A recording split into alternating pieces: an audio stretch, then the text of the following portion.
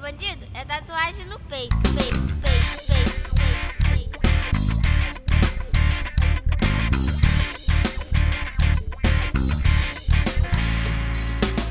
Pariu filho nessa luta, se dinheiro, caráter, conduta. Lá no morro todos têm conceito, mulher de bandido é tatuagem no peito. Quem pariu filho nessa luta, se dinheiro, caráter, conduta. Lá no morro todos têm conceito, mulher de bandido é tatuagem. Salve o dia de Cosme Damião, tiro pro alto, guerra, rei, é comemoração. Se liga, mão de onça, fica muito afoito, não. Tá vendo ali no canto, irmão, Alde dá endoído. Que pariu filho nesta luta, sem dinheiro, caráter, conduta. Lá no morro todos têm conceito, mulher de bandido é tatuagem no peito. Que pariu filho nesta luta, sem dinheiro, caráter, conduta. Fala comigo, favela, no barraco, tá no ar. Salve o dia de Cosme Damião. Fala comigo, favela! Novamente estamos aí, no barraco tá no ar, meus crias. Agradecer nossos patrocinadores Kombucha, Ground, Orange, essa galera que tá sempre com a gente, Batata Frita Exagerados. Comprem o livro, dá essa moral pro Pretinho, dá essa moral pro projeto. A gente precisa que vocês comprem pra gente manter toda essa estrutura aqui com vocês. Beleza? Hoje, nessa quarta temporada, mais uma entrevista super bacana com ela. Cananda Soares. Vocês não têm noção do que essa mulher já aprontou nessa vida. Só de Santa Teresa são 25 anos, né? E eu quero entender um pouco mais sobre isso primeiro, Cananda. Satisfação total em ter aqui. Eu sou teu fã, também. tá? Já há muito tempo, já conheço o corre da favela Hype, já, ó, há décadas, e eu acho muito maneira a tua forma de empreender, e você vai explicar pra gente em 1 hora e alguma coisa a mais como surgiu tudo isso na tua cabeça. Mas como Resumão. você desembarcou em Santa Teresa? Você é cria, não? Não, então, eu nasci no Engenho de Dentro, sou cria do subúrbio nos melhores tempos, como dizia nosso amigo Marcelo D2. Nos melhores tempos. Nascida no subúrbio nos melhores tempos. Fui criada no subúrbio, em frente a um bloco carnavalesco, Chuchu Beleza, onde eu aprendi a sambar, onde eu acho que eu desenvolvi também bastante da minha criatividade, porque nesse bloco ele era em frente à minha casa, então era impossível dormir, tinha que ir pro bloco. Era obrigada. E aí minha família toda fazia parte, tipo, minha mãe era diretora de ala, meu pai tesoureiro, meu padrinho era presidente, era um bloco da comunidade lá onde a gente morava. E na época tinha a época dos sambas, né? Em época do carnaval, todo mundo em volta ficava lá, fazendo carro alegórico, fazendo alegoria. Então, assim, eu acho que dali desenvolveu muito da minha criatividade, dos meus... do que eu sou hoje, com certeza veio muito ali, daquela minha raiz ali, Você se sabe? descobriu essa artista plástica, porque você é uma artista plástica praticamente, né? Porque você, assim, eu visitei dessa vez que eu fui em Santa Teresa, eu visitei as três criações. E todas elas têm um diferencial ímpar, né? Desde da favela, quanto o Agô, e agora quanto o Patuá, que a sua filha e seu genro estão tocando junto com você, que são muito... E cada uma conta um pouquinho da tua história. Sim, é isso. Eu acho que assim, é sobre a gente valorizar, bem aquela coisa do Sankofa, né? De olhar para trás, olhar para onde você veio e acreditar que aquilo tem valor, sabe? Eu lembro que quando eu abri... Todos, né? Vamos começar lá do favela, mas eu já ia falar do Agô, vamos voltar para favela. Eu lembro que quando eu abri o Favela Hype, há 24, 25 anos atrás, foi bem uma época que estavam começando a falar, não querer mais usar o termo favela e usar comunidade. E eu lembro muito nessa época que as pessoas tinham vergonha. A favela não estava assim na Globo, assim, bombando ainda, sabe? Sim. Aí a galera preta não estava em todas as capas de revista ainda, sabe? Não estava com toda essa visibilidade. E eu lembro que quando eu crio essa marca, ela veio justamente disso. Quando eu estava com 22, 23 anos, eu produzia dentro de favela para as maiores marcas, isso antes de eu abrir o Favela, eu produzia dentro de favela para as maiores marcas do Rio e também já produzi dentro de presídio também, com detentos que hoje são meus amigos até hoje. Que eu conheci há 25 anos atrás, ensinando, fazendo curso de artesanato dentro de presídio. E era muito isso, essa minha visão. Eram pessoas que eram, né, esquecidas pela sociedade, eram lugares, né, que, tipo assim, que não eram falados, bem vistos pela sociedade. As pessoas falavam da favela como um lugar de marginal, de crime. E eu enxergava ali a favela, assim, que era, né, o samba. Eu era capoeirista, então eu enxergava capoeira, o Você jogou samba. capoeira? Ah, capoeira de Angola. Da hora. Ainda sou capoeira, eu não treino mais, mas eu falo nunca- capoeira. Eu joguei pelo Abadá há muitos anos. Ontem eu fiquei brincando em casa um pouquinho. Sozinha? Sozinha. Botei a cadeirinha lá e fiquei jogando. Mas, enfim. Então, assim, eu falei assim, gente, tudo que é... E eu vendia para as grandes marcas do Rio, sabe? Marcas, tipo, marca de luxo, tipo Lene Niemeyer, Blue Man. E eu ficava vendo marcas que eu não tinha grana para comprar, né? Marcas de desejo que eu não tinha grana para comprar. E ficava assim, gente, as pessoas não sabem que tudo isso que está vendendo aqui é produzido dentro de favela. As costureiras, as facções, estão todas dentro de favela. Todas dentro de... ou na Baixada, Duque de Caxias, sabe? Eu comecei a ver, gente, tudo é produzido dentro da E favela. continua assim, né? Continua assim. Só que não tinha nenhum reconhecimento, ninguém sabia. Aí eu fiquei, assim, muito nova, eu não tinha a menor condição de ter minha marca, era só... Só que eu sempre acreditei, assim, eu sempre sonhei, eu tive um pai muito doido que incentivou eu a fazer tudo. Então, essa minha inocência também me fez indo, sabe? Indo. E aí, quando eu falei assim, quando eu fizer minha marca, vai ter que se chamar Favela, porque as pessoas vão ter que saber que tudo isso aqui, toda essa beleza, todo esse hype vem da favela. E essa brincadeira com hype era isso também, do tipo, cara, a favela é hype, a favela é lançadora de tendência, sabe? Quando você fala em moda. Não, é indiscutível. É.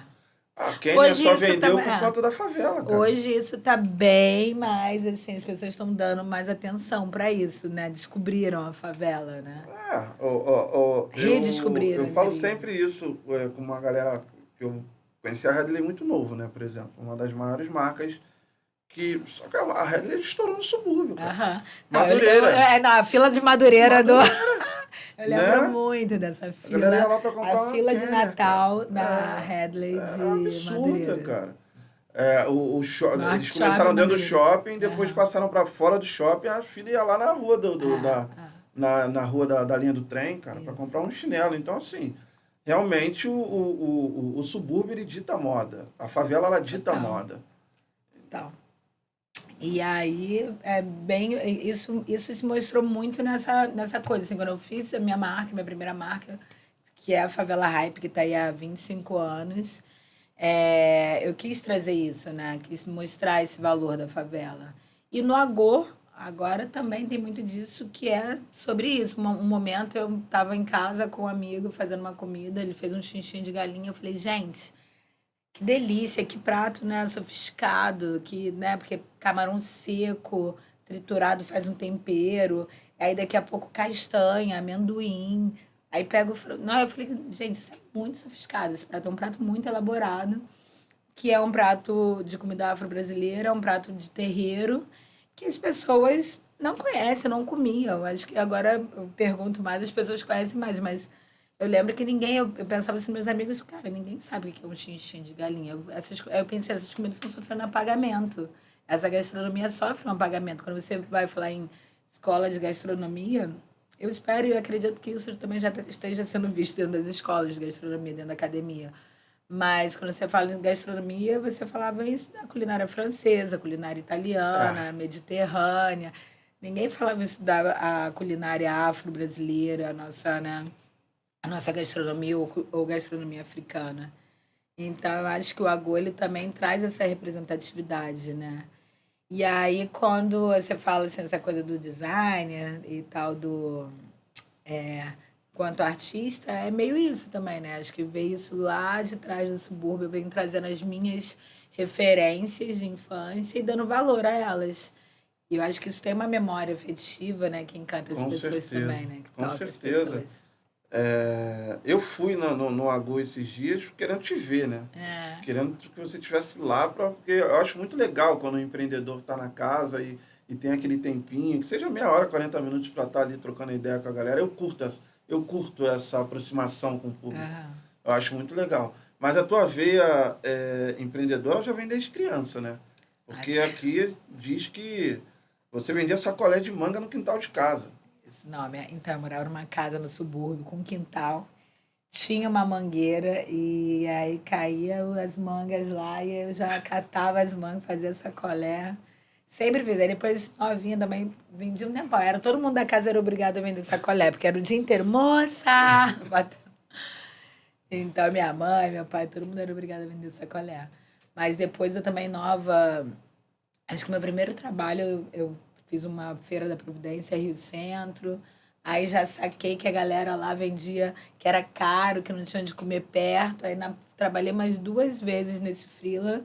Depois já estava eu fazendo sanduíche natural e vendendo pra galera da Miçanga, feira. né? Tem aqui um corre de biju de miçanga. Aí depois também teve essa coisa que eu, enfim, não tinha grana, né, pra comprar coisas, então eu fazia minhas coisas, meus bijus.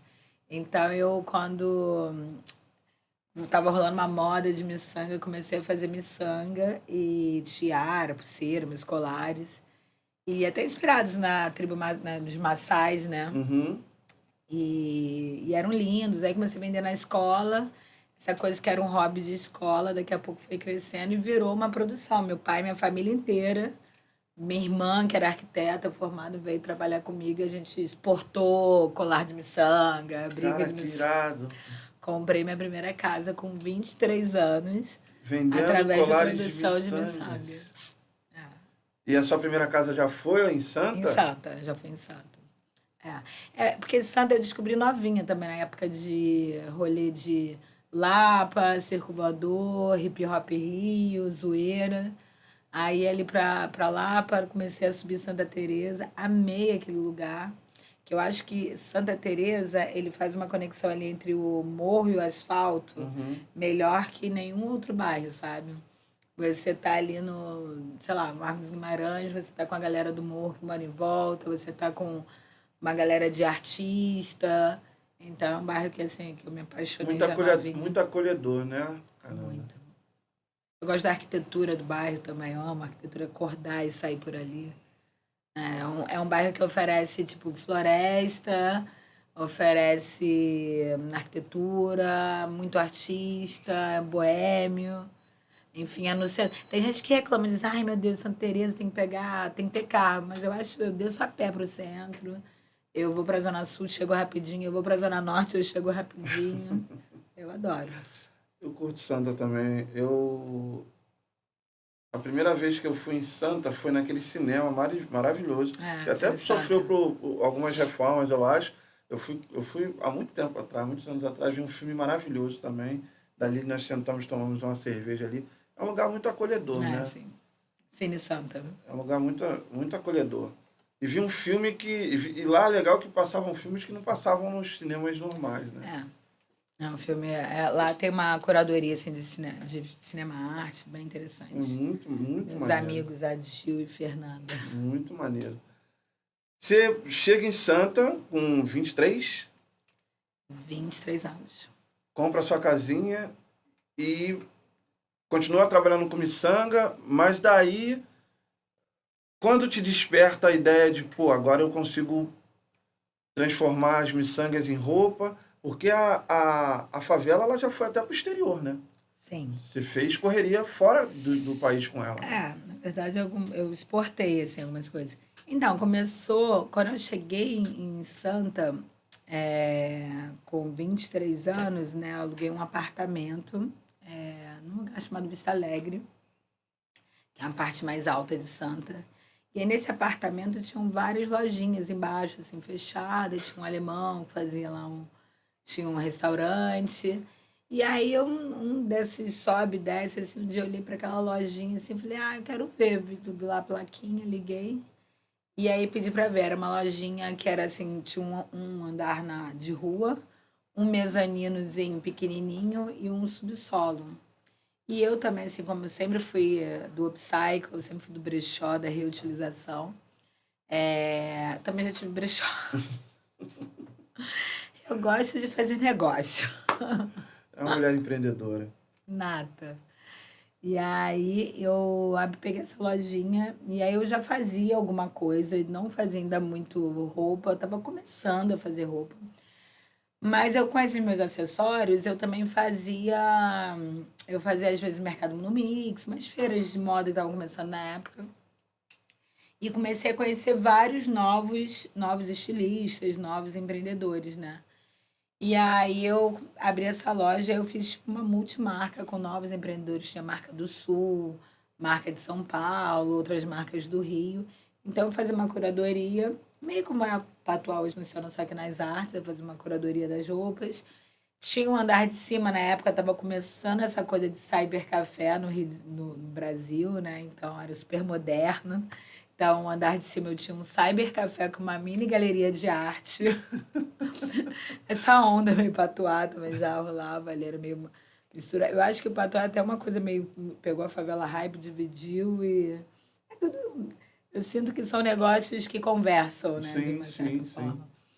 Então, aí tinha a galeria de arte com o cybercafé em cima, embaixo tinha a multimarca. Aí nisso eu já botei um barzinho de cantinho também, que a gente podia vender vendia uma cervejinha.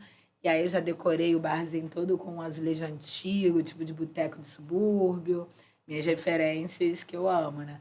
Tinha meu São Jorge lá.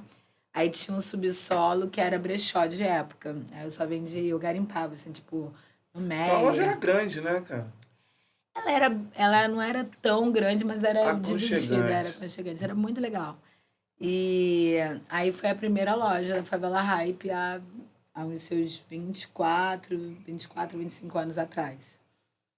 E já tinha esse nome? Já tinha esse nome. Foi quando eu resolvi abrir a minha própria marca, aí eu botei esse nome, Favela Hype. Antes eu fazia, mas nem lembro o nome, se eu usava algum nome. E aí surgiu Favela Hype, né? Muito irado. Em 2001 nasce Ieda. Ieda nasce junto com Favela Hype, né? Aquela coisa assim, tipo, tô abrindo meu primeiro negócio. E um mês depois descubro que eu tô grávida também. E aí foi isso, né? Eu acho que quando um filho nasce, ele também traz, assim, as oportunidades de trabalho, Sim. força, né? Pra gente seguir em frente, né? Te bota mais focado nos seus objetivos. Sim. Mãe solteira? Não, eu quando eu tive a Ieda, estava casada, fiquei casada há 4 anos, depois separei. Assim, quase. Mas porque assim, ela tinha um pai dela, mas não morava muito perto. Depois eu casei de novo, um ano depois tive mais 2 filhos. E aí Então você tem mais 2, além tenho de... 3 filhos. Ieda e mais 2. E aí fiquei mãe solteira, porque tem o pai, mas o pai nunca, enfim. Aquele esquema que a gente 2 conhece. homens ou tem outras Mais mulheres? 2 meninos. 2 meninos. É. Mesma faixa etária de Ieda? Não, a Ieda tem 20, vai fazer 24 agora.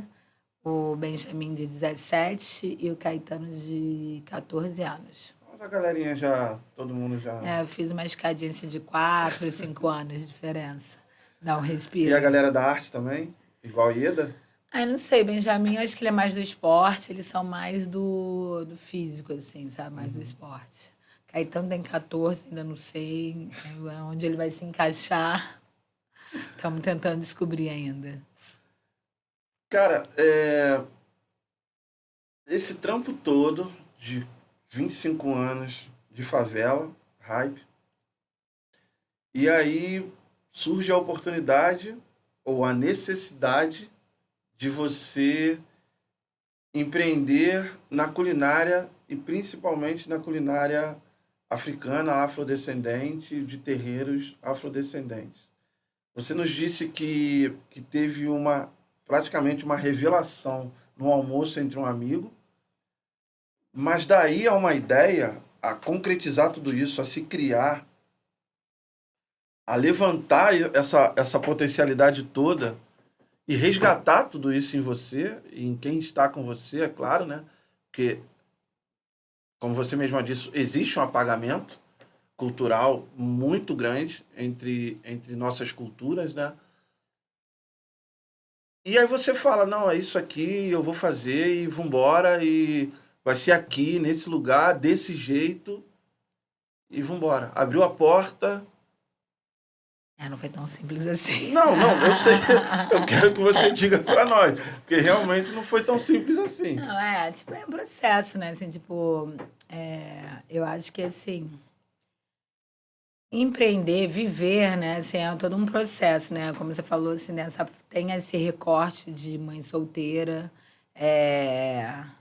né? De ser mulher e empreender, porque provavelmente eu acho que só pelo fato de se eu fosse um homem, talvez, sabe, no lugar do homem, não sei também, a vida tem tantas reviravoltas, né? Porque o homem, no caso, o homem, o pai dos filhos, por exemplo, que é um homem e branco, tá todo ferrado de vida, porque não conseguiu se organizar. E a mãe, que era preta e solteira, conseguiu dar uma grande reviravolta e tá bem financeiramente, bem psicologicamente, mais ou menos, mas estou, né, faço análise, né, me cuido da saúde Toda mental. mulher preta faz análise. É surreal.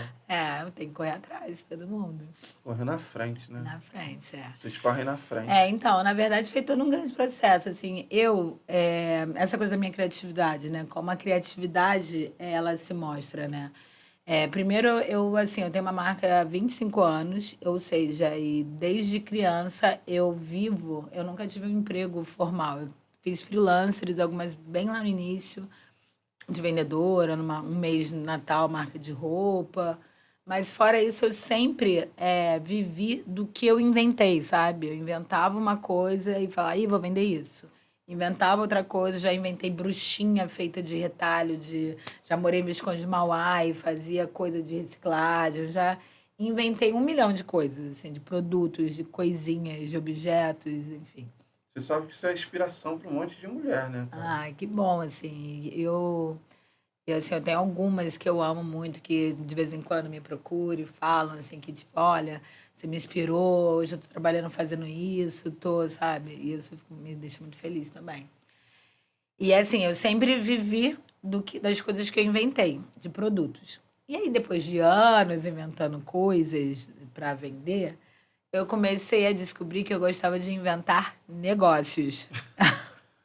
Eu tenho muito a ver contigo, cara. Eu sento no computador e às vezes acordo de madrugada e, pô, será que isso vai dar certo? Aí começa a escrever todo um roteiro, criar aquilo, isso vai ser assim, assado. Mas no Brasil e pro preto é muito complicado empreender. E eu acho que uma coisa que até vi uma frase outro dia, nem lembro onde, foi esses dias agora, mas vou ver se eu lembro dela mais ou menos. Mas eu me conectei com isso, que é assim, que hoje em dia o importante não é sobre a ideia, é o tempo de quando você tem ideia e quando você concretiza, produz essa ideia. Porque, na verdade, assim, eu sou muito criativa e as pessoas, no geral, têm suas criatividades, mas produzir, fazer a coisa acontecer, tipo, que nem você falou, você passou ali, viu e tal. Uma vez, na pandemia, né, fiquei, caramba, o que eu vou fazer? Fali, não tem mais Favela Hype. E o meu negócio é um negócio muito sobre experiência. Aí, de repente, fala assim, você tem lá o Favela Hype, comecei a fazer um projeto de quentinha, e aí vender quentinha, eu ficava, gente, mas isso não tem a ver com as coisas que eu crio e tal, como é que eu vou mas era uma necessidade, era uma urgência e tal, eu tinha que manter os funcionários. E aí a gente começou a distribuir quentinha no morro, e aí isso foi legal, porque a gente, né, começou a ter contato nas favelas, com todos os líderes comunitários das favelas em volta ali de Santa Teresa. Mas não era uma coisa assim, delivery, sabe? Que eu queria que aquecia a minha alma, que dava aquele tesão para produzir. Então, assim, foi um momento difícil. Mas aí eu fui para casa e falei, eu preciso criar uma experiência com a coisa da gastronomia. Porque eu gosto também, eu gosto da coisa do... Você gosta de cozinhar? Gosto. Eu não gosto da rotina de estar ali cozinhando todo dia, mas eu gosto... Obrigatoriedade, né? Aquela coisa de ter mas que... eu gosto de cozinhar. E aí eu peguei e falei assim, vou criar uma experiência e pensando em pandemia, não podia ter muita gente, eu vou ter uma casa legal, de repente vai ser uma coisa jantares, só para grupos pequenos, só para família. E aí eu comecei a buscar, fazer essa pesquisa, através dessa coisa do amigo, tinha ido lá fazer a comida. Eu falei, cara, eu vou começar a estudar cada dia da semana, qual o orixá do dia da semana, qual a comida deles. E aí comecei, né, a ver as ervas. Depois eu comecei a fazer um estudo de cada orixá, de todas as ervas de poder, de todas as cores, enfim. E pesquisar gastronomia. Fiz um grande estudo, desenhei aquilo tudo. E ficou. Aí nisso a pandemia foi acabando e tal, e fiquei com aquele desejo. Aí eu tenho vários cadernos das ideias que eu vou anotar. Bem-vindo ao meu mundo. Eu tenho uma caixa de cadernos de música, de tudo. E aí fiquei com aquela ideia também, tinha um arquivinho no computador, com as pesquisas todas e tal. E fiquei com aquela ideia, assim, na cabeça, com aquela vontade. Aí um dia eu tava passando em Santa Teresa e vi aquela plaquinha de aluguel, que era a farmácia que eu comprei coisa para meus filhos a vida inteira. Naquele mesmo larguinho ali? Ali onde é o Agô. Ali era uma farmácia, 100 anos foi uma farmácia. Caramba, 100 anos? Acho que era do pai, do avô. Aí, hoje está o meu proprietário, meu senhorinho, né? Ele... Estranho isso, né, meu senhorinho? Mas, enfim, ele... Acho que foi do avô dele. E aí eu peguei, pedi para ver, o espaço era pequeno, falei, mas vai dar. E fiz lá o restaurante, já tinha aquela ideia, e aprimorei a ideia e consegui montar. Mas esse foi, assim, de um processo, né? Já tinha a Favela Hype, que já é uma empresa, que já tinha um crédito. E aí, pandemia, consegui um empréstimo, o banco me liberou um empréstimo para empreendedores, para conseguir manter. Na época eu fiquei assim, será que eu pego? Será que eu não pego? Eu vou criar essa dívida, mas... Veio uma coisinha assim na cabeça. Meu pai sempre falava isso, só ganha dinheiro que tem dinheiro. E aí peguei esse dinheiro, deixei aplicado, aí o dinheiro ficou ali aplicado, esperando uma oportunidade. Porque também tem isso, às vezes a gente tem ideia, mas como produz, como faz? Aí vai esperar o edital, fazer. Então fui criando, acho que esse foi o grande pulo do gato, foi criando esse mecanismo próprio, né?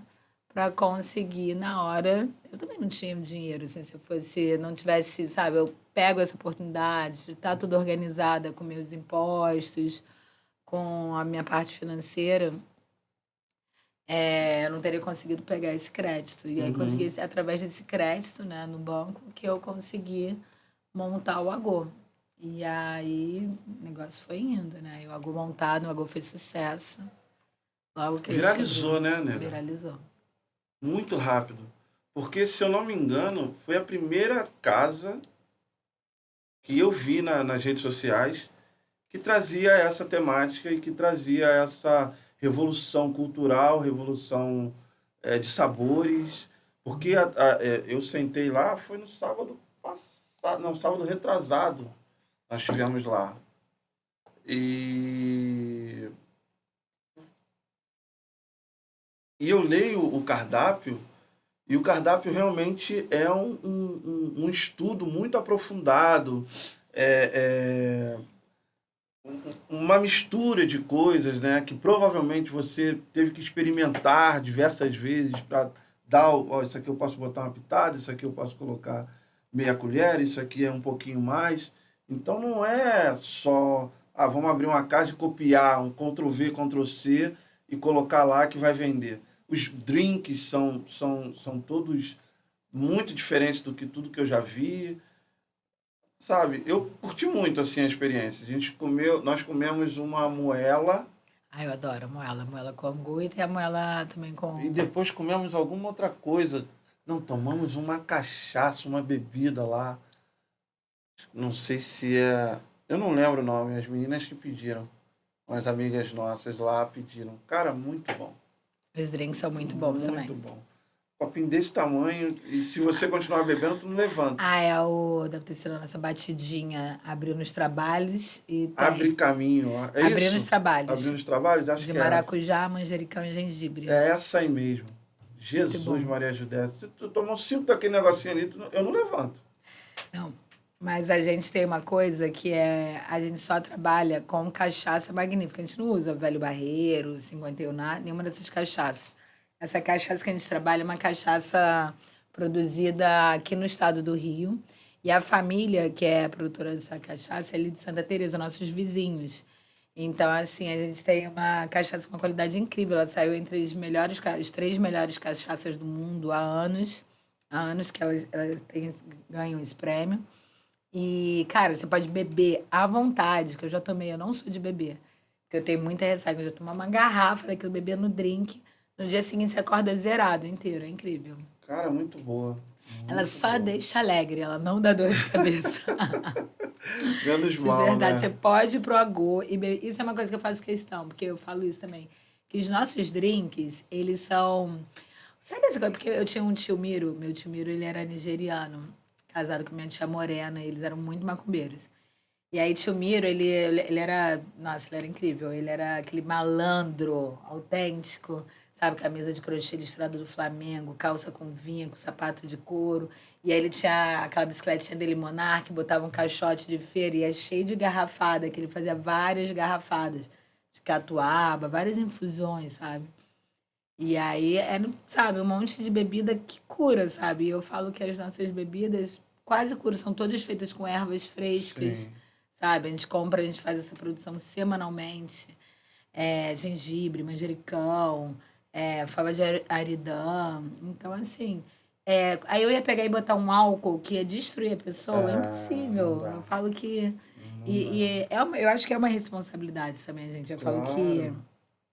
No candomblé, a cozinha é o lugar mais importante do terreiro. Sim. Por quê? Porque é lá na cozinha onde acontece o feitiço. É lá na cozinha onde a gente. O que é orixá? Orixá é energia, né? E você alimenta essa energia, né? Essa energia dentro de você, essa energia que está ali fora. E aí você alimenta como? Através daquela oferenda, através daqueles alimentos, daquelas bebidas. Você alimenta essa energia. Então, quando a gente fala assim do nosso corpo também, né? A gente precisa, para a gente estar vivo, para a gente estar querendo vir malhar, estudar, trabalhar, a gente precisa de energia para isso. E o que nos dá energia? O nosso alimento, né? Claro. A nossa bebida. Claro. Então, isso foi uma preocupação, assim, quando eu fiz o Agô também, assim, de buscar as melhores matérias-primas, as melhores coisas, o melhor jeito, a comida, assim, uma comida que nutre, né? E por isso que eu sempre falo, é uma comida que nutre o corpo e o espírito, né? Assim, é muito importante pra gente ter esse ingrediente, um bom ingrediente, né? Pra fazer Maravilhoso. esse alimento. A visão maravilhosa. Como surgiu o nome? Então, a Agô foi o seguinte, há 25 anos que eu moro em Santa Teresa, passando pra lá e pra cá. Minha casa antes era pro lado do Guimarães. Então, eu passava naquela encruzilhada para ir pro trabalho todo dia, minha vida inteira. Eu trabalhava, mesmo... Eu saí do subúrbio quando eu vim morar em Santa Teresa, mas a minha fábrica, a Favela Rap, toda a produção é feita ainda no ateliê, que é no Engenho de Dentro, que é a casa onde eu fui criada, a casa dos meus pais. E aí eu passava para ir pro Engenho de Dentro todo dia, né? Pelaquela encruzilhada. E todo dia eu pedia licença, porque eu aprendi desde pequenininho. Passava na macumba, passava na encruzilhada, tinha que pedir licença. E aquela encruzilhada ali é que sempre tem macumba. Então, todo dia eu passava ali e pedia licença, pedia Agô.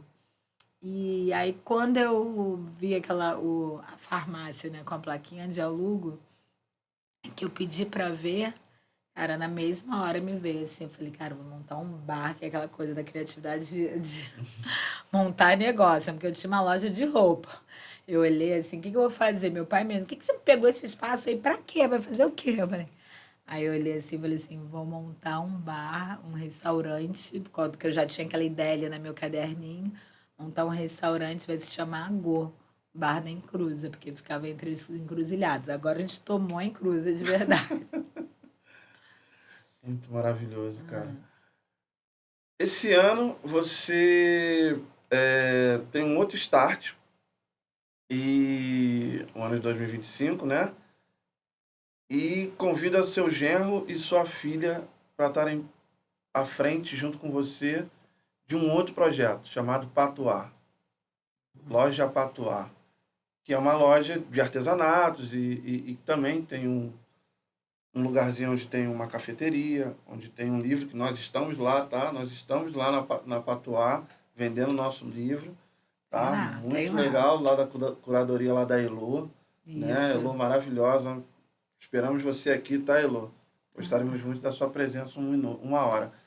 E aí, o Ébano meio que desenhou um pouco o que aconteceu, né? O dono do estabelecimento não conseguia manter ninguém ali e falou, cara, esse lugar só pode ser de Cananda. Só pode ser de Cananda, porque Cananda, onde vai, vira ouro. Graças a Deus, graças aos orixás. Inxalá. Graças aos orixás. E aí você, com o circuito de moda, culinária, faltava a arte. Quer dizer, não faltava. Na verdade, para mim, eu acho que tem tudo em tudo. Eu sempre falei que moda, para mim, não é assim só roupa. Moda, para mim, é lifestyle, né? E aí, e sendo assim, a minha moda tem a ver com o que eu como, tem a ver com o que eu escuto de música, tem a ver com o que eu vejo de filme, enfim, os lugares que eu frequento, os lugares que eu vou. Então, acho que a moda, ela, de uma certa forma, ela engloba um pouco de tudo, né? Engloba a gastronomia, que engloba a arte. E aí, só que eu precisava de espaços físicos para, sabe, demarcar esses territórios. Mas, de uma certa forma, um pouco, se você for na Favela Hype, tem arte, tem um pouco, tem o drink, tem a gastronomia. Se você vai lá no Agô, você vê, tem uma coisa de arte na arquitetura, tem arte na parede, tem um pouco de moda. Se você vai lá no Patuá, também tem gastronomia. Também. Eu acho que tudo se funde um pouco nisso, porque é isso, né, gente? As coisas são, assim, mais complexas. Mas a Patuá é uma filha mais nova. Novinha. Eu, há muito tempo, eu sempre curti também muito a arte. A minha roupa sempre mostrou, né? Tipo, sempre trouxe arte, né, dentro das roupas, das estampas das roupas. Já há algum tempo lá na Favela Hype, a gente já trabalhava, já vendia alguns artistas, como de Saturno, tem o Pablo. Enfim, desde que eu abri, né? Desde lá atrás, eu sempre gostei de trabalhar com arte, com alguns artistas. E aí foi ficando pequeno aquele espaço, e aí a Ieda também, nisso, a Ieda foi crescendo, se formou fotógrafa, um trabalho lindo, assim, que eu super admiro também, o trabalho dela. Ela não pôde vir, eu acho que ela estava ocupada desenvolvendo a ideia do que ia acontecer numa semana que vocês têm muito importante O Arte de Portas em Abertas. Santa Teresa, e aí só o Eba não conseguiu ver. Sim. Mas ela está convidada a vir também trocar uma ideia com a gente, que eu já acompanho ela também já há algum tempo. Deu os rolês dela com D2, né, fazendo aqueles backs maravilhosos que ela faz. Curti muito as viagens dela, né, que ela vai catalogando tudo e colocando nas redes sociais. É ótimo. Muito legal o trabalho dela. Ela é uma boa fotógrafa, ela tem um olhar muito Sim. interessante. E a Ieda começou muito nova, né, assim, também com fotografia, se desenvolver. E é isso, né? E a gente fica. E ela, quando artista, né? A Ieda também é uma empreendedora, assim, desde muito nova, sempre me acompanhou. Eu fazia feira, uma vez eu inventei uma fashion truck, que era minha compra, fomos para Búzios, ela me ajudava vendendo e tal. E é isso. Aí, o que acontece com os artistas hoje, né? A gente tem vários amigos artistas, você fica um pouco refém do mercado, dos galeristas e tudo mais. E eu também tenho essa coisa que é, tipo, na Favela Hype eu já trazia esse conceito, né, de uma roupa, mas que as pessoas pudessem ter acesso, que, tipo assim, eu tenho clientes, né, a galera da favela que curte, que vai conseguir comprar, como também tem clientes, sei lá, a galera grana da Zona Sul, Leblon, do mundo, enfim.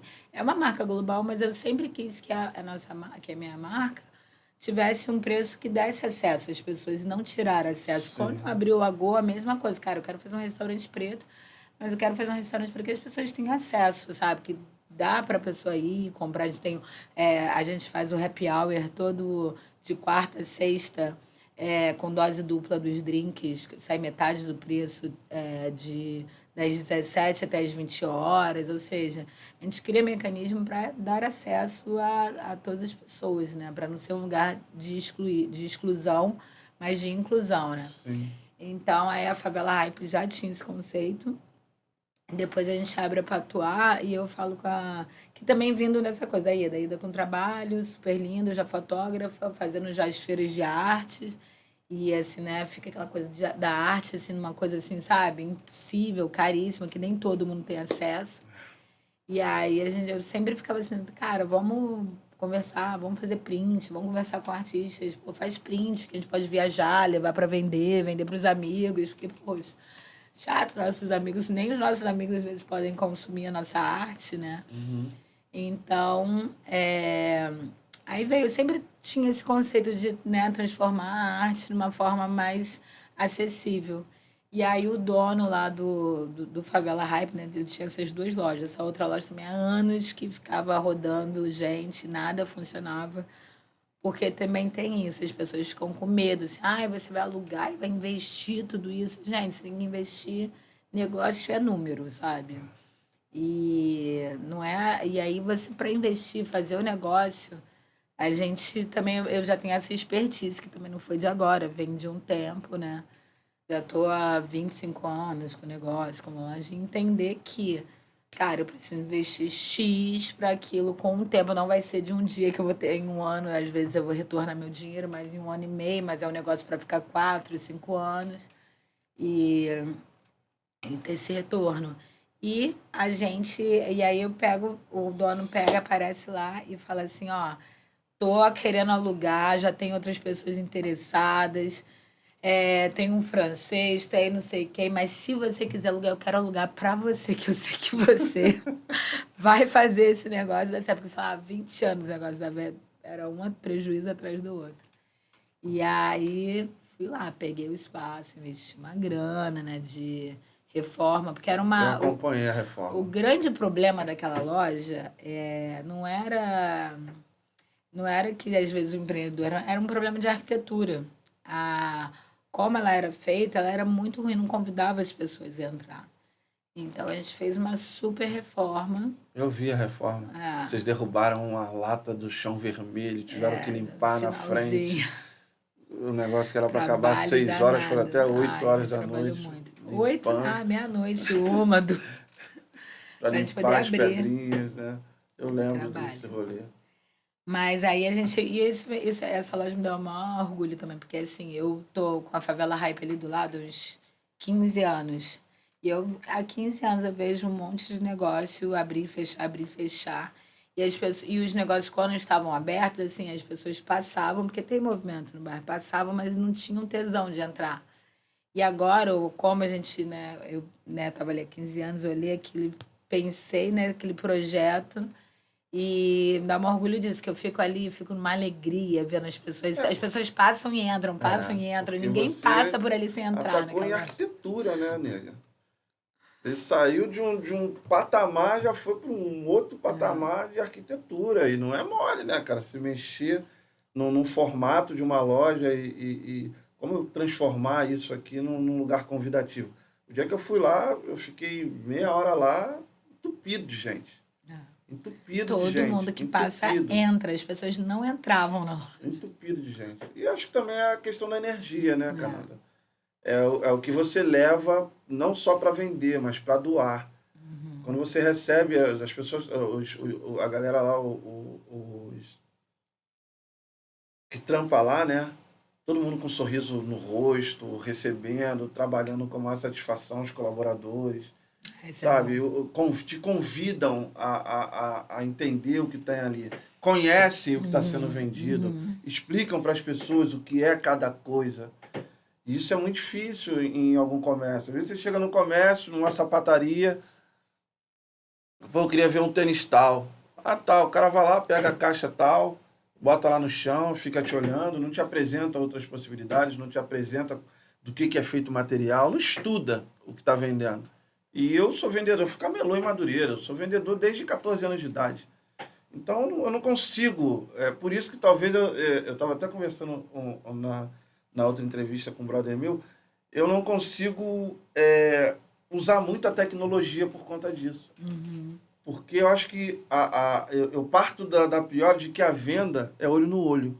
A venda é essa troca de ideia que você tem com o cliente. É a questão de você envolver a pessoa numa história que você conta, que você cria, e que essa história é a tua verdade, é a verdade do teu produto, que não tem na loja do vizinho. Sim. Tá.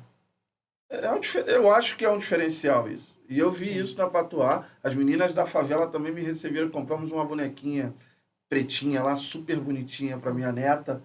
E foi muito legal, as meninas, pô, deram maior atenção pra gente, assim, e muita coisa legal. Quando eu entrei, eu vi aquela coisa toda de santo, um monte de caneca com os orixás, as camisas todas brancas. Eu falei, caraca, mano, Uma loja lindona, né? Num lugar, num espaço coisa lindão, no melhor linda, ponto. Isso é coisa muito bom, né? linda, coisa linda. Outro dia, o Luquinha do Ademáfia, ele falou assim, porra, quero vir com as crianças da comunidade para vir aqui fazer um tour visitando as lojas. Por que isso, né? Porque ele fala, cara, a gente é acostumado, tipo assim, quando os pais vão trabalhar, os pais todos já saem de casa para trabalhar, eles são acostumados, os amigos deles são acostumados, sempre a galera tá assim no lugar só do serviço, ou não consegue, eles poderem se ver, assim, tipo assim, pô, olha só que maneira essa galera preta, jovem, nossos amigos estão aqui, eles são os donos da loja, sabe? E é sobre isso, assim, para a galera se ver que sim, eles podem estar ali, serem os donos e estar ocupando a principal rua do bairro, o Claro, melhor incentivo, ponto né? do bairro, Iniciativa para entendeu? todo mundo. Com Às vezes a certeza. pessoa está perdida, a molecada não sabe o que quer e é empreendedor, porque todo mundo tem um pouquinho de empreendedor dentro de si, né? Resta saber se a gente consegue desenvolver isso, né? Porque a gente vive sob tanta pressão, né? A gente já cresce sob tanta pressão. Os pais trabalham a vida toda para tentar nos ajudar, para tentar nos criar, e aí você acaba entrando nesse vácuo de não, meu pai está trabalhando, minha mãe está trabalhando, eu preciso também ajudar a trabalhar, e aí os seus sonhos vão ficando de lado, e você vira um CLT, e do CLT você sonha em talvez passar num concurso público que é quase impossível, entendeu? É treta atrás de treta, e aí o tempo vai passando, passando, passando, e quando você vive, você não consegue viver o teu sonho. Você viveu o sonho dos outros. Você entra numa loja começando, você vive o sonho dos outros, mas não vive o teu próprio sonho. Mas quando você está num Sim, lugar onde essas próprias pessoas te incentivam a ter esse sonho também, sacou? Eu acho isso magnífico, cara. Tá? sim. A gente agora também está pensando, enfim, criar produtos, desenvolver produtos, design, para a gente produzir também coisas dentro da comunidade. Porque, na verdade, foi daí que começou todo esse sonho também de Favela Hype, porque a gente. É tipo, cadê? Tá aqui, ó. Meu patuazinho, ó. Esse patuazinho aqui, que é bordadinho e feito por mulheres dentro de comunidades, para a gente ter um produto, né, que é feito dentro da comunidade e também o que acontece? Essas mulheres muitas vezes, né, trabalham, têm filho pequeno e não podem trabalhar, não podem estar longe de É, casa. Então, é uma forma de gerar renda dentro de casa, transformando em arte, né? E aí a gente agora com ponto, né? Isso se torna mais possível, porque né? vocês estão dando oficina na Patois, né? Tem um Também. espaço lá que está rolando uma oficina, né? A gente faz mais a oficina, é uma oficina mais assim aberta para o público da gente. Quem quiser se inscreve. Mas aí a gente tô começando a conversar já com a Cris dos Prazeres. Também tem umas bordadeiras que eram do alemão, que trabalharam comigo há muitos anos atrás. E aí a gente está começando a desenvolver uma coisa para, de repente, para estar fazendo dentro de comunidades, criar esses produtinhos para a gente comercializar na Patuá ou no Favela Hype com bordado também. Tipo uma cooperativa. Não sei se bem cooperativa, mas pode se virar uma cooperativa se a gente começar a vender e pegar outras coisas. Mas a princípio seria para a gente vender na nossa loja. Se eu começar com ponto de venda na nossa própria loja. Mas assim, pegar dentro por exemplo, nos Morro dos Prazeres, com a Cris, a gente estava falando assim, ela tem a associação de moradores lá. E dentro dessa associação, ela acolhe mulheres, tem, né, psicóloga, ela vê as necessidades da favela para a favela também, como você fala. Uhum. Então, ela sente a necessidade. Algumas mulheres que, sabe, precisam desse tempo, desse trabalho e tudo mais. Então, seria para, em algumas comunidades dentro das associações, elas se organizarem e fazer esse trabalho. Magnífico, né? Essa forma de vocês ajudarem empreendedores também que precisam desse olhar, né? Ou dessas oportunidades, né? Sim, Que muitos não têm, né? A galera quer empreender, mas não sabe nem como começar. exato. Não sabe nem como iniciar o processo. Porque não é só fazer hoje, né, cara? Tem todo um processo, todo um rolê de internet, Sim. disso, daquilo, outro, e às vezes você vai vender para colocar numa loja, e a loja, algum olho grande, não, beleza, você pode botar aqui, mas eu quero 50%. Não pensa no que a pessoa doou para fazer, né? A gente pegou parte do salário para produzir a primeira coisa e às vezes cai numa dessa e não consegue nem voltar esse dinheiro todo que investiu. Então é muito importante que vocês estão também fazendo. sobre saber isso, ensinar a precificar e tudo mais, né? É muito importante. Precificar, então, acho que a maior parte das pessoas não sabe precificar. Eu fiquei um tempão para aprender a precificar meus produtos.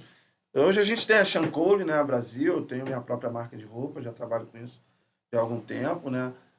A gente está lançando praticamente daqui a pouco a nossa cerveja também, dentro do projeto No Barraco, algumas outras coisas que estão surgindo, vocês vão esperando aí que daqui a pouco sai. A gente tem cerveja também Vocês lancei produzem? a Pombagira e a Seu Zé. Como é que eu não via? Tava lá, não, é porque às vezes acaba e aí pode ser que eu não tinha, mas tem lá, tava no cardápio. Gente, eu não vi, nós tomamos a Zembar. Tem a Pombagira e a Seu Zé, uma Session IPA e uma Pilsen Premium. A gente está lançando agora uma Pilsen dos Cria. Maneiro. Vou mandar para você experimentar. Quem sabe a gente leva para lá para a gente comercializar com No vocês. Favela também, com certeza. Né? Cara, é uma satisfação total de ter. Você quer deixar algum recado para a galera? Aqui o nosso tempo é muito curto, né? Mas, cara, eu tô encantado, assim. Muito bom eu ter te conhecido dessa forma, né? Quem falou muito de você também. Eu tô desde a 2ª temporada tentando te trazer aqui. Quem falou muito de você foi Mariana. Mariana que fez umas correrias com a Headley, fez umas correrias com uma galera aí. Ela gosta muito do teu trabalho também, ela esteve aqui com a gente. Ela é comunicóloga. É uma amiga minha de muitos anos, trabalhou na minha produtora junto comigo, né? Foi sócia da minha produtora. Eu tenho uma produtora de eventos também, de correrias. Faz tudo, né? Tô igual você, tô jogando nas ondas. Sou ajudante de pedreiro, arquiteto, tô jogando nas ondas. Quando eu te vi subindo naquele lugar para colar aquele pano, eu falei, cara, essa mulher, ela é realmente da pá virada, porque muita gente não subiria ali, não. Colou tudo certinho, bonitinho. A primeira coisa que eu cheguei no Lagoa, eu falei, cara, realmente ela fez acontecer. Mas uma satisfação total a gente ter aqui, Preta. Muito obrigado pelo tempo que você doou pra gente aqui, tá? Axé. E eu quero estar muito mais tempo com vocês lá, visitar muito mais o Lagoa. Sobe o morro. Tá? Cara, essa Cananda, vou ler pra vocês o que ela é, tá? E o que ainda vai ser. Estilista, empresária, diretora criativa, curadora e articuladora cultural. E tem uma trajetória maravilhosa. Pedreira, que ela falou que é pedreira também, pintora. É de obra. E tem uma trajetória linda para seguir ainda pela frente. Esse é o No Barraco. Nós estamos com vocês aqui na 4ª temporada. Agradecer todos os nossos patrocinadores e colaboradores que estão por aqui conosco. Fique esperto. Fala comigo, favela, No Barraco. Tá no ar.